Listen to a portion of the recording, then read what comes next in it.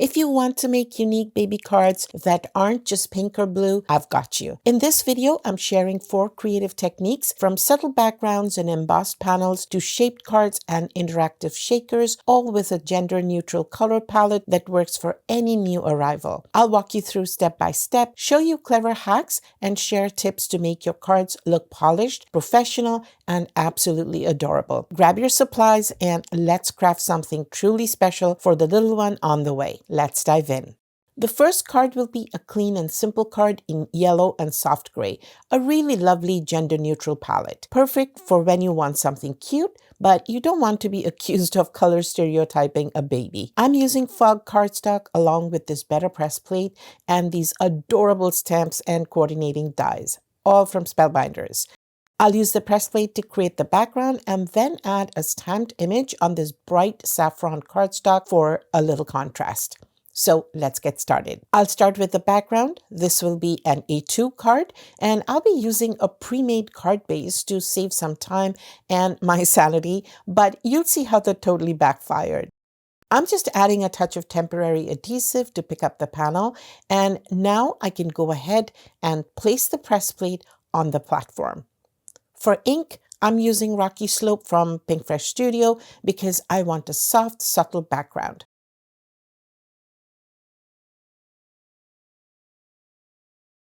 Let me run this through my die cutting machine and be right back. Look at that, really subtle, just enough contrast. Perfect for the background. I'll gently lift the panel off and clean it up later. I'll cut this down to size later, but for now, let's move on to the stamping and die cutting. I'm going to stamp directly onto this, and I only need a tiny piece of cardstock because I like to conserve my supplies, and also it's so much easier to handle. Since this is a brand new stamp, I'm conditioning it by rubbing my fingers over it to remove any residue. It's basically just a fancy word for I just want to make sure it doesn't leave any weird streaks, which happens. I'm using the sticky mat inside my MISTI because it's way easier to hold down a small piece of cardstock. I also want to make sure the coordinating die fits properly. I'll also be using the Oh Hello There Baby sentiment, and I'm keeping things simple, but honestly, sometimes simplicity is the hardest thing to get right.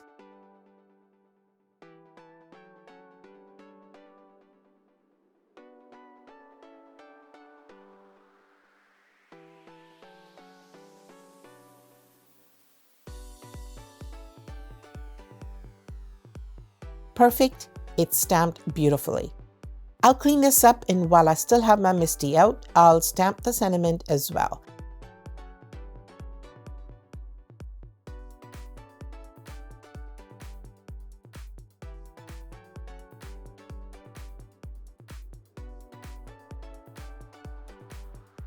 And again, I'll condition the stamp to ensure I get a crisp impression.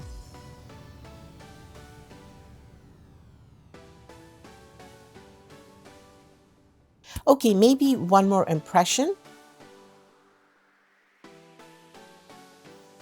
All right, that looks good. I'm using my new Spellbinder Scout machine today. My old Sizzix Sidekick just couldn't keep up anymore. Honestly, investing in this one was really worth it. I'll die cut both the pieces at the same time to be more efficient.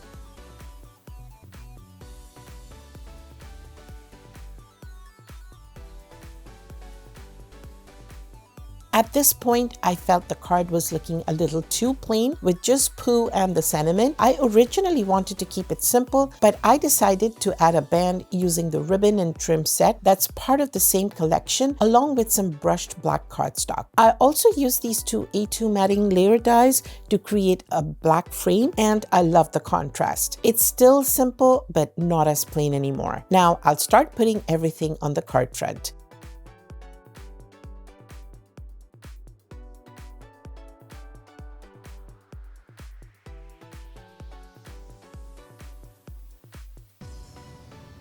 First up, the frame piece, and I think that looks beautiful. Next, I need a really thin strip of foam tape, and the one I grabbed is way too wide, so nonstick paper to the rescue. This is honestly one of my favorite hacks because maneuvering large strips of foam tape by hand is basically a nightmare.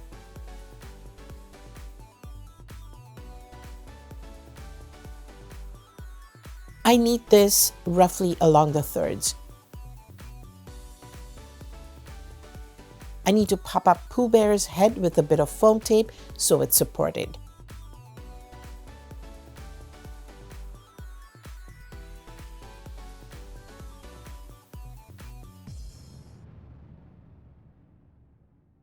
I can see a small glue mark, but it's nothing my glue eraser can't fix. And that's perfect. For the little sentiment piece, I'll add a tiny strip of foam tape and a little glue so I can wiggle it slightly if I need to.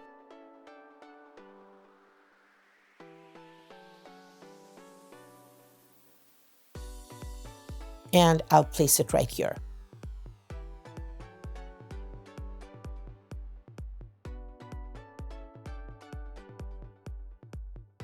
Isn't that cute? All that's left is to adhere this panel to the card base. I'm deciding what adhesive to use. I think I'll keep this low profile and just go with glue.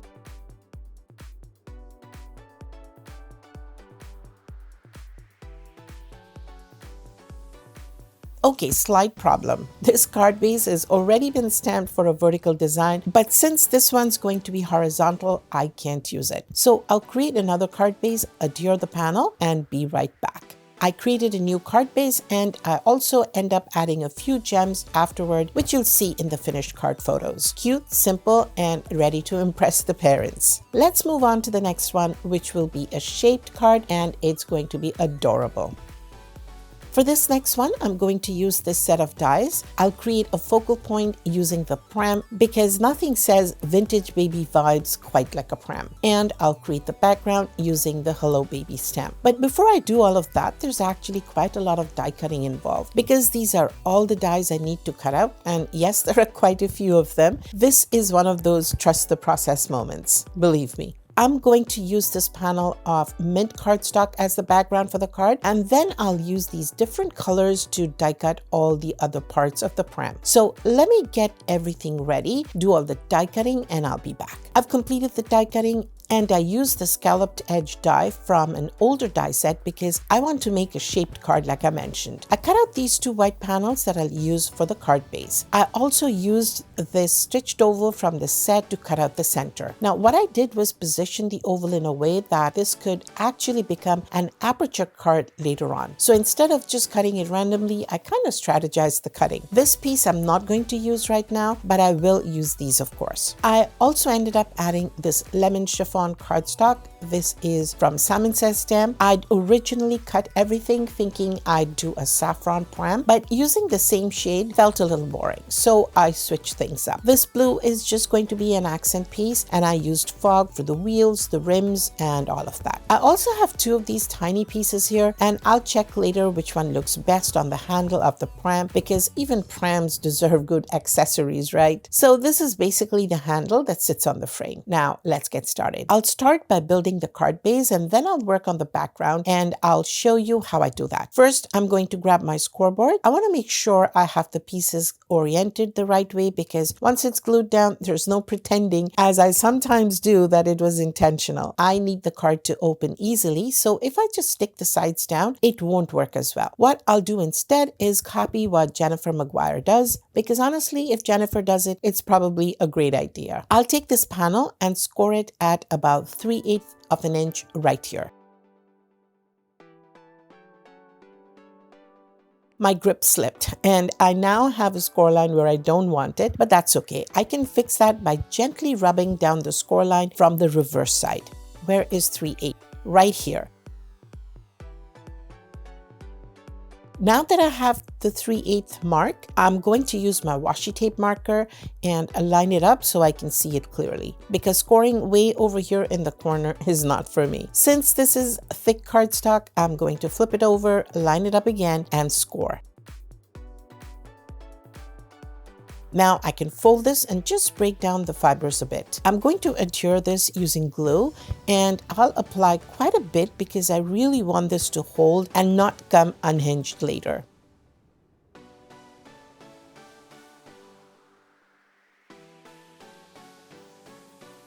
So here's the hinge for the card, and now it opens really easily. I'll let that grab for a bit and I'll stop fiddling with it. In the meantime, let me do some heat embossing. Even though I'm using my acrylic block, I'll use the sticky mat inside my MISTI to hold the card panel down. Anything to keep things from sliding around. I'll use my anti-static powder so I don't have stray bits embossed on my background. I'll be stamping Hello Baby a few times on the panel just to give it a bit of interest. I'm using clear embossing powder because I want a tone-on-tone effect, and you'll see how pretty this looks once it's heat set. I'll stamp randomly all over the background and a little bit off to the side here.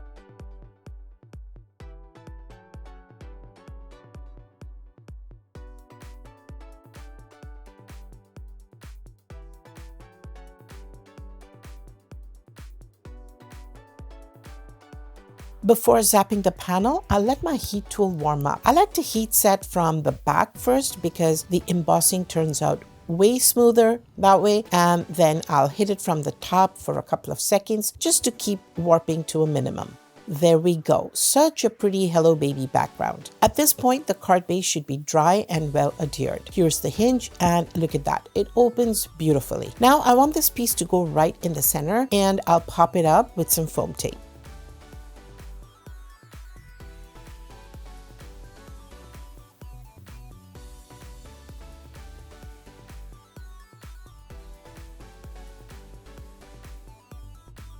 I find it easier to mount the panel first, and I'll just double check that I'm opening it the right way, which I am, and that's always a win. This is looking super cute already. Now I can set that aside while I assemble the pram. I'll use a sheet of nonstick paper here to keep the glue off my glass mat because cleaning glue off glass is not my idea of fun. I'll use the picture as a reference while I build.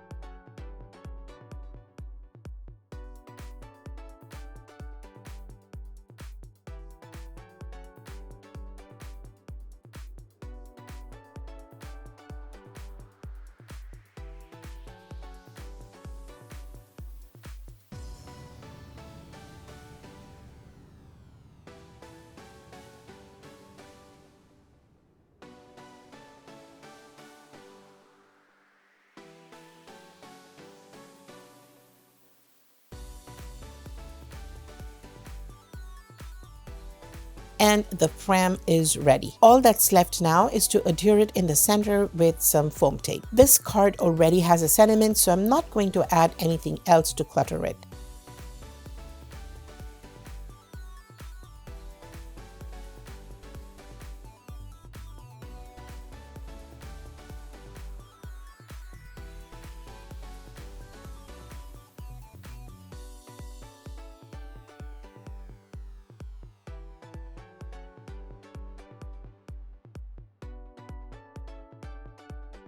It's super cute, and there's still plenty of room inside to write a message. I'm going to fold this a bit more just to break it in so it opens more easily. Look at how cute this is. So here's another gender-neutral baby card with a stamped background and beautiful soft colors. I did end up adding a little hard die cut later on. Probably could have skipped that, but it's done. And we're moving on. The next one is also really fun and cute, so keep watching. Remember, I had this leftover piece? I'm going to use it to create a shaker card for the third one. Obviously, I'll need a piece of acetate for the shaker, and I also have a panel of lemon chiffon cardstock from Salmon Says Stamp. This is one of the very last pieces I have, and it barely fits the aperture. So no pressure here, but positioning is everything. I'll show you what I'll do to make sure I get the fit right, and also avoid having to cut another panel from cardstock I don't have. I'll be using this stamp set along with the banner stamp to create the card elements. I also have some Nina Classic Crest cardstock that I'll use for stamping, and I'll be using the coordinating dies. So without any more talking, let's get started with my MISTI. I'll be using my Ohuhu alcohol markers for coloring. This is an alcohol-proof dye ink, and I'm going to use this for stamping since I'll be coloring with alcohol markers. Basically, I'm trying to avoid any regrets later. If you don't have alcohol-proof ink, you could stamp and then heat emboss instead. That way, you can still use alcohol markers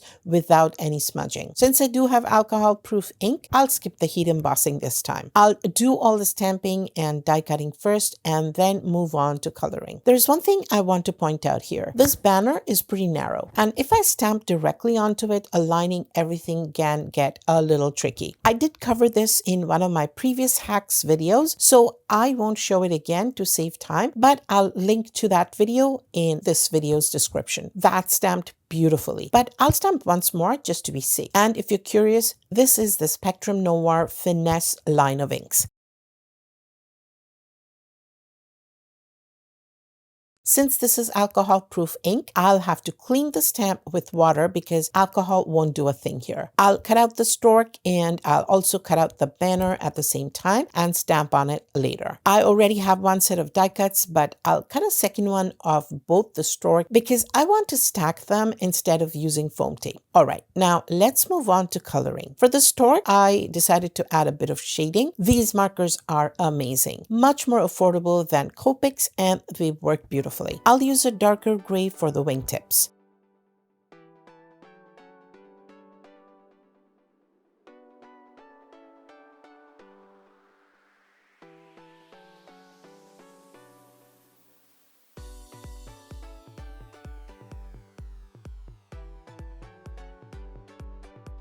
Next, I'll color the little bundle.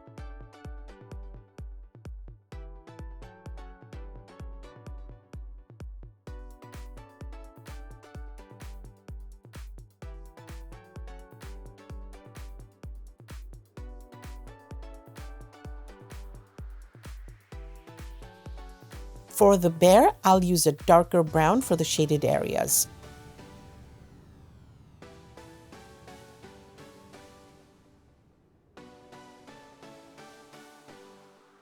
All right, that's done. I just need a pale yellow now for the beak and feet. This one's from my 120 marker set. There we go. Let me show you what this looks like. I'm not an artist or a professional colorist, so apologies, but this is the best I can do, and honestly, I'm pretty happy with it. Now that this part is done, I'll stack the die cuts before moving on.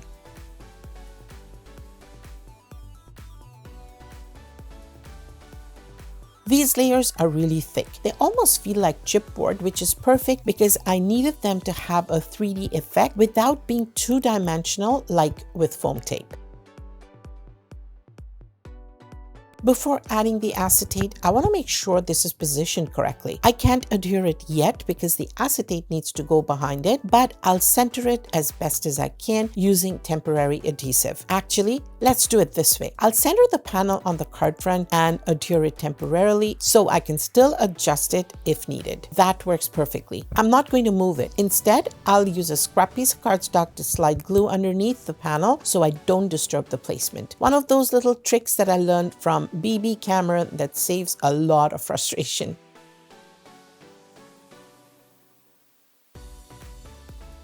I'll place this back here so I can start composing the card front. My magnetic glass mat is doing all the heavy lifting here. I want to make sure everything is positioned properly.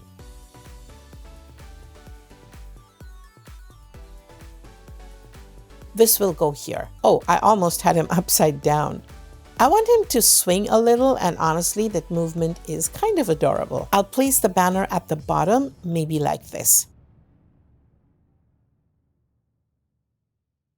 Again, I'm not going to move anything. I'll lift this slightly, apply glue, and slide it underneath.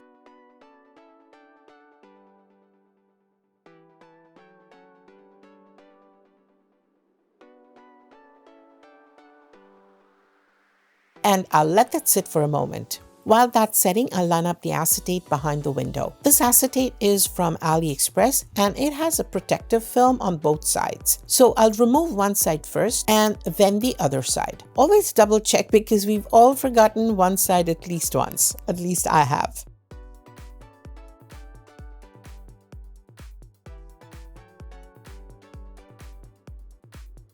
Alright, that's ready. I'll set this aside for now. Now I need some foam tape and it needs to be fairly thick. So I'll use my regular foam tape and double it up because I don't have thick foam tape. The reason I'm using 2 layers is because I want to use chunky shaker bits and the focal point already has some dimension.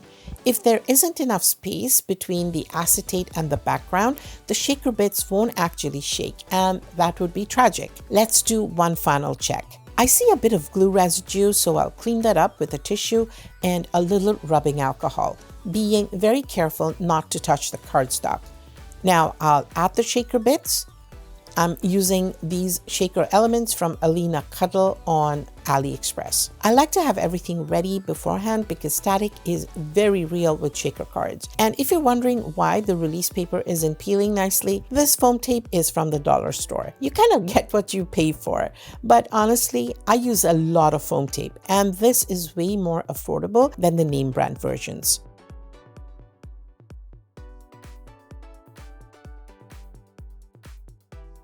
Okay, now this is ready. Just as I feared, I now have glitter everywhere, including places it absolutely does not belong and maybe a little too much inside the shaker as well. Let me remove some. All right, that's better. Now I'm going to apply glue to the tape so I get a bit of slide time when placing this onto the card front, because once this goes down, there's no going back.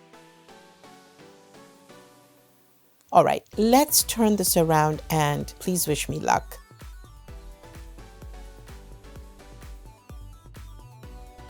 There we go, we have a shaker. Lots of movement, which is exactly what we want. The inside might look a little messy, but the shake is fantastic. Hopefully the recipient doesn't get curious about the innards. The last thing to do is adhere the sentiment. Should it go here or here? I think I'll stick with the original plan and place it at the bottom. I love it. I especially love how the glitter is clinging to the acetate because of the static. Sometimes static works in our favor. This card was definitely a lot of work, but I really love how it turned out. And if you're looking for the full supply list, you'll find affiliate links in my blog post linked in the video description. They won't cost you anything extra, but they really help support my channel. So thank you so much if you choose to use them.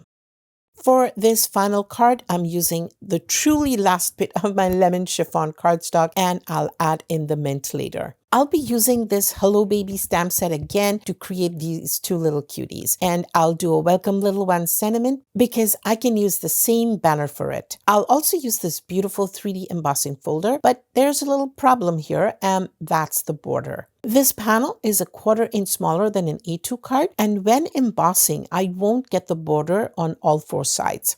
So even if I were using an A2 card, let me show you an A2 card. See?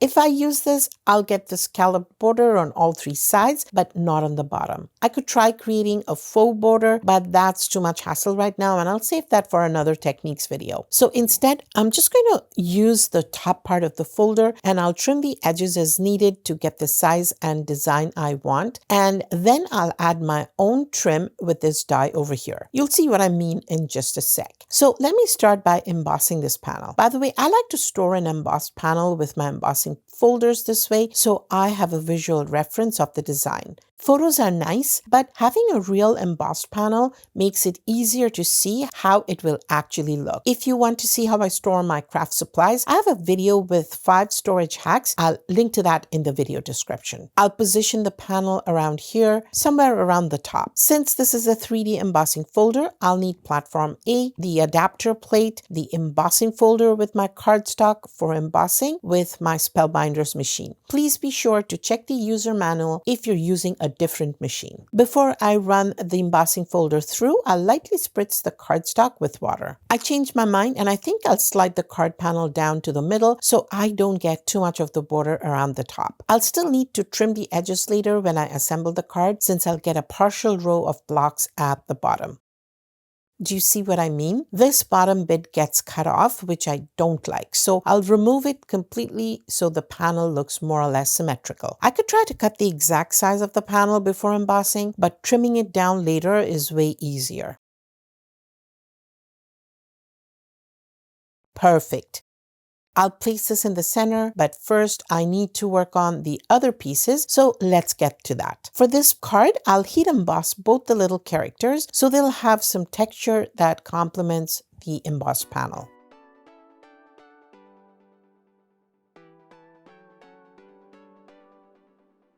I'm leaving enough room for die cutting and I have my clear embossing powder ready. I'm using a pigment ink, so I'll have a few seconds to dunk it quickly in the embossing powder before it dries. I forgot to apply anti-static powder, but it's fine since I'm using clear embossing powder, so it shouldn't be visible even if it sticks in the wrong places. I'll stamp the sentiment later, but I'll cut it out with the rest of the pieces.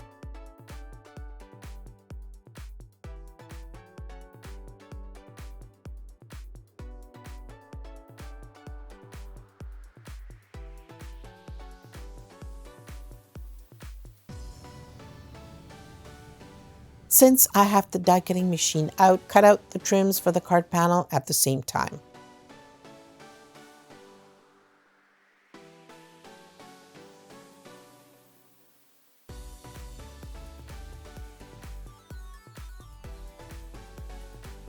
Okay, I'm ready to color. I've got my Ohuhu markers out again, and these are the colors I'll be using for Piglet and Pooh. This part is simple, so I'll just speed through the coloring.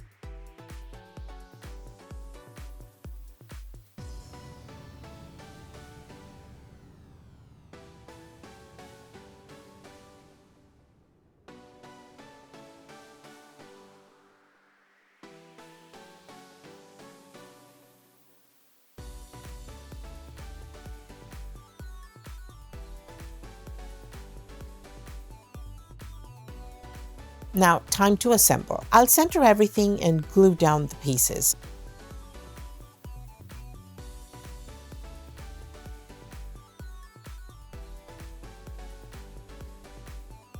I'm using a generous amount of glue since the panel is bumpy from the embossing.